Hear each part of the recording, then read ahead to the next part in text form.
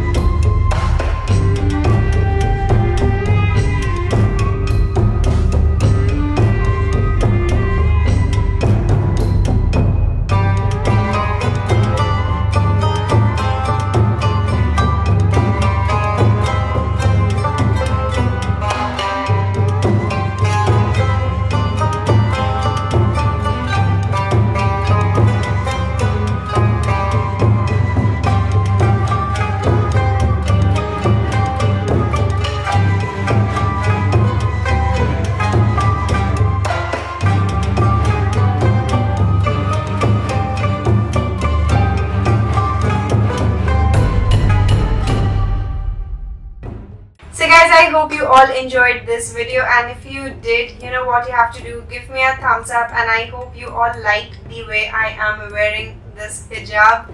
And if you really like it, please let me know in the comment section below. I will really like to know what you feel about how I look in hijab, and if you have any request, please let me know in the comment section below.